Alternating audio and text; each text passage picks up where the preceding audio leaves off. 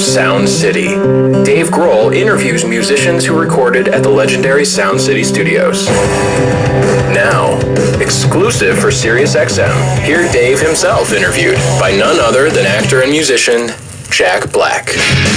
As part of SiriusXM's Sound City series, this is Jack Black and Dave Grohl on Octane. How's it going? This is Jack Black here. I'm here with Dave Grohl. I am here to interview you, Dave Grohl, about the amazing new movie you directed, Sound City. And I want to say right out of the gate that I'm the wrong man for this job. I should not be interviewing you. It should be Kurt Loder or, This is not what I do. I'm an actor. To be fair, this is also not what you do. You don't direct movies. You're a rocker. Why did you want to direct this movie? Thank you for the introduction. You're welcome. I decided to make the Sound City movie because I had recorded there 20-some years ago with Nirvana. And that studio and the people that ran it and this mixing console and that room always were very special to me. Not only because it was awesome, but because of what happened there with Nirvana and Nevermind. And without Sound City, I don't know if I would be where I am now. Because you've been to Sound City. No. Had you never been there? I missed it. I thought you went there with I know it's gone now. Eagles of Death Metal. You did. You sang backups there one night, I think. Oh, yeah. You did some Eagles stuff. I'm glad I snuck in there. I didn't even know where I was at the time. It's a shitty studio. Yeah. It's a dump. Yeah. It's a dump hole. I think I might have taken a dump ski, too. Yeah. Right in the middle of the room. And who would have cared? Because it was Sound City. And it was that's how their vibe was. Right. So I bought the board. They closed about a year and a half ago. Yeah. And I kindly offered to buy the board if it were for sale. And everybody wanted that board.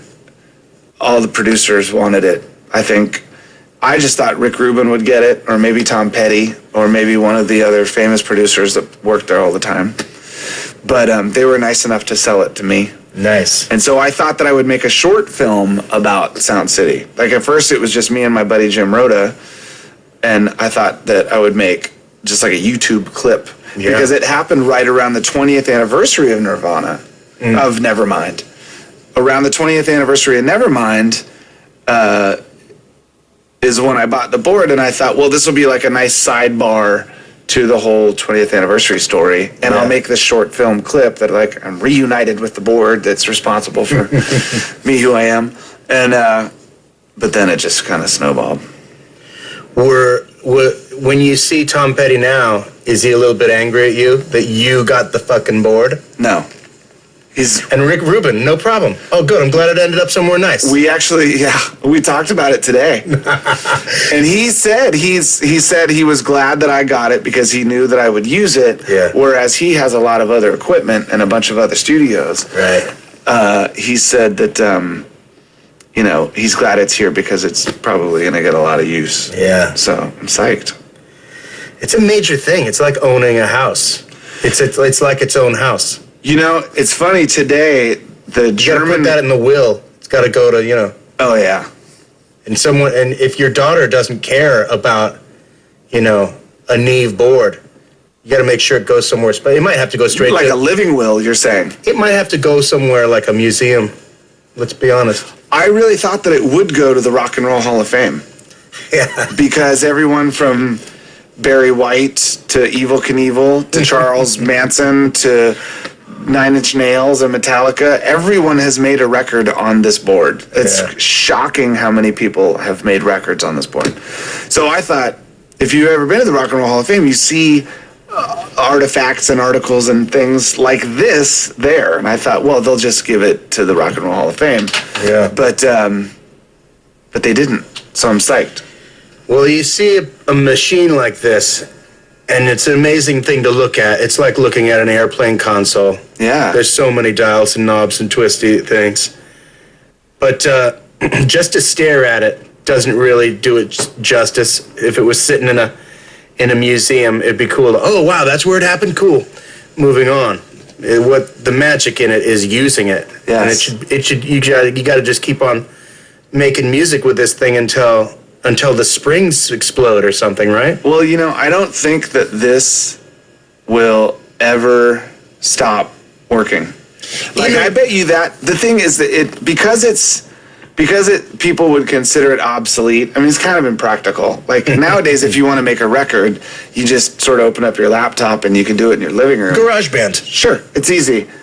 You don't really need that, unless you want what that does, and only that will do what that does, which is awesome. But it still works. It might be 40 some years old, but it still totally works. And I bet you it'll still be working long after I'm gone. That thing will still be making records. What's weird is that it's like the Stradivarius of boards. Yes. It gets better with age because as time goes on, people realize, oh, no one is as good as Neve at making, mixing boards. Is it a mixing board? People call it lots of different things. Okay. It's a recording console. Now I'm It's exposing my ignorance with this. It's a recording device. It's a board. I like to say recording console.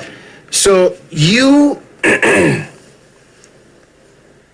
bought this board because it had personal value to you, because basically this board was there when shit got really crazy for you in your life. Your life changed after this board and you came together. Yes.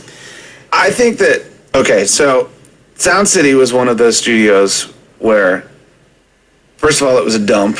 Yeah. They never fixed it up. It looked like crap from the day I walked into it to the day it closed. They might have like painted the hall or something once. Yeah. But it looked like, it looked like a Chi-Chi's that had a fire or something. It was it was pretty beat up. But the sound of the room, this is a big part of Sound City, was the main room, the A room, where bands would set up and record, it used to be a warehouse. So it was never acoustically designed. They used to make Vox amplifiers there. So it was just like a room. It had linoleum tile on the floor. And, if you look at a studio like this, my studio, everything in here has been acoustically designed. All of these angles and these materials, all this stuff is put here for a reason, for reflection or deflection, all of the like sound stuff. Sound City was not like that. It was a room that was just a room, but it sounded better than any other room in the world. When you put a drum set in the middle of it, it just sounded incredible. And nobody really knew why. It just did. So that room and the board together, you get an album like Wildflowers by Tom Petty, or you get the first Rage Against the Machine record, or you get Nevermind, because Killing in the Name of. and like there's nowhere to hide. You know how they made that record? Listen to this. This is crazy. One of the cool things about making the movie was that I got to interview all of these people and hear all these crazy stories. Rage Against the Machine went there with this producer named Garth, and Garth had a stutter, and they spent like a couple days trying to get comfortable to try to, they'd never made a record. It's their first record. So they were sort of nervous. And they couldn't really get it together.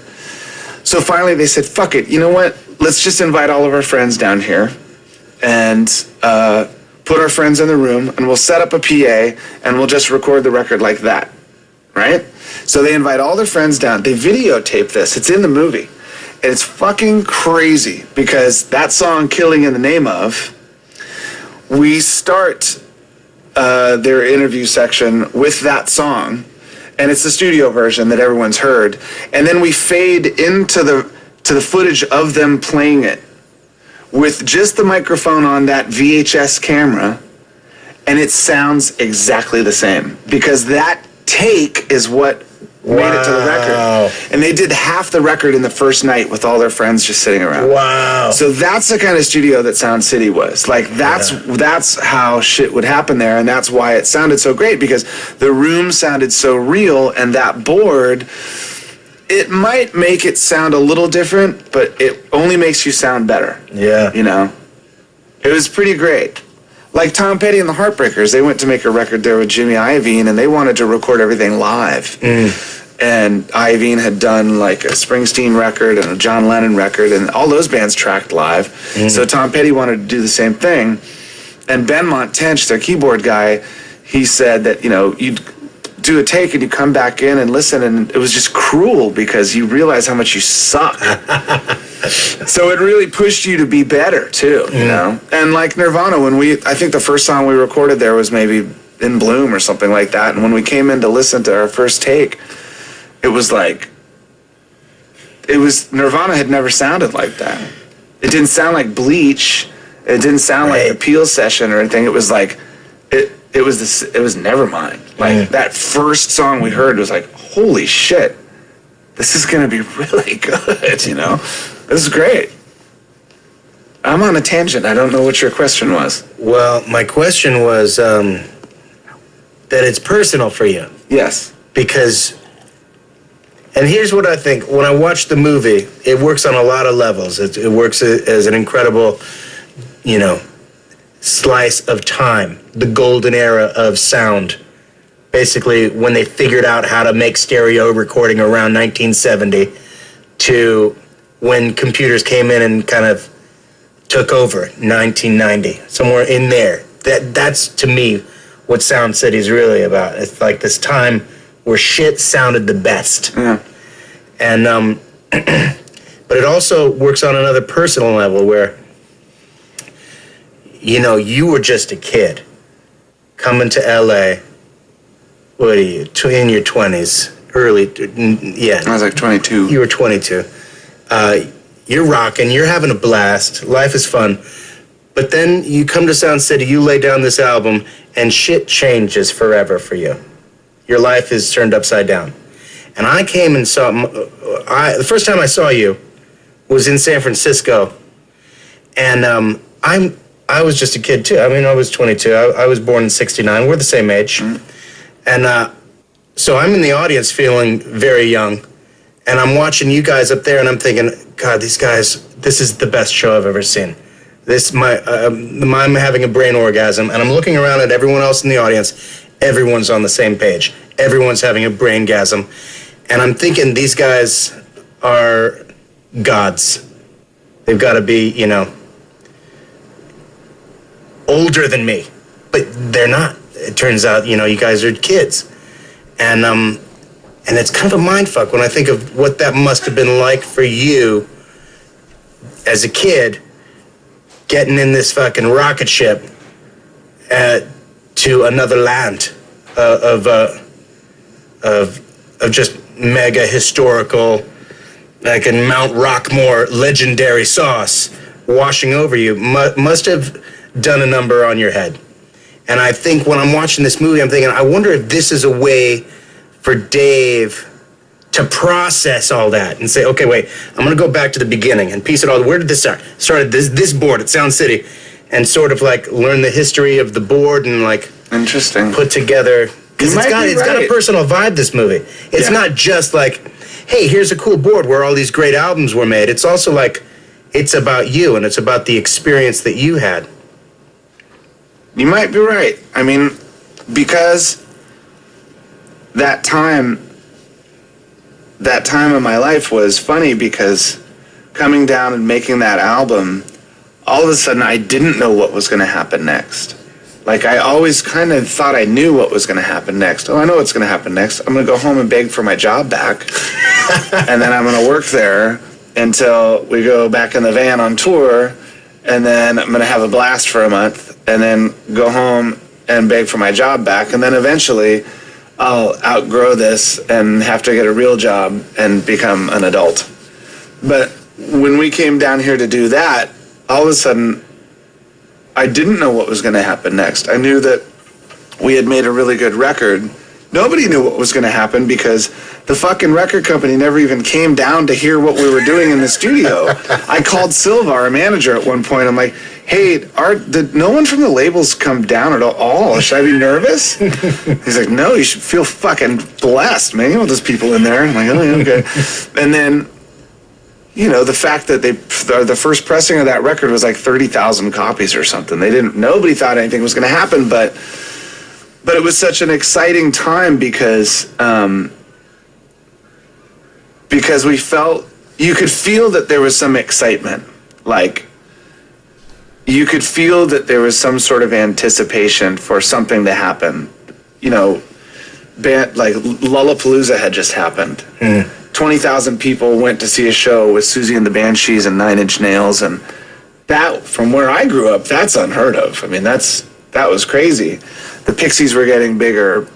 Sonic Youth had signed to a major label. Like, something was kind of changing, but then after that, it was funny. Like, I didn't go back to Sound City for a long time, and when I finally did go back, and they had our platinum record on the wall.